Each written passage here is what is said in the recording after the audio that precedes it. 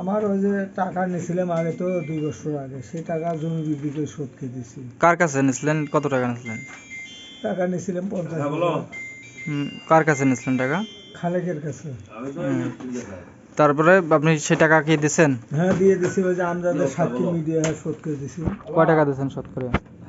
শোধ করে সুদ আসলে মনে করেন যে 2.5 লক্ষ টাকা দিছি। মানে 50,000 টাকা লাভ আর 2 লাখ টাকা। হ্যাঁ শোধ করে দিয়ে দিছি। মানে এটা কার কাছে টাকা নিয়েছিলেন? খালেকের কাছে। হ্যাঁ খালেকের বাড়ি কোথায়? ওই জায়গাতে। খালেকের মোড়। হ্যাঁ তারপরে হুম তারপরে কি হলো? পরে টাকা টুকা শোধ করে দিয়েছে 2 বছর আগে।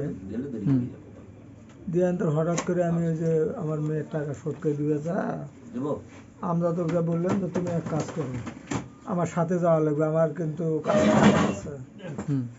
তা আলমের দোকান থেকে আসতে সময় আমরা তো সাথে গিয়ে নিয়ে গেছি যে আমার যত টাকা খরচ হয় আমি দেবো। তো ওখান থেকে যা আনতর পরে আবার আরেকজনকে পুষ করেছে আমার সাথে যাওয়া লাগবে, যাইতে ওরা অ্যাটাক করছে আমার। এটা কবে অ্যাটাক করলো? 29 তারিখ হয়েছে। 29 তারিখে কে কে অ্যাটাক করলো? এই 5 জন। খালেক, শহীদুল, রাজ্জাক, মালেক, ফেরোজ। এরা আপনাকে অ্যাটাক করলো? অ্যাটাক করে আপনার কি টাকা পয়সা নিছে? হ্যাঁ টাকা নিছে। কত টাকা ছিল? 1,65,000 ছিল। 1,65,000 টাকা। এখন তারা কি বলে?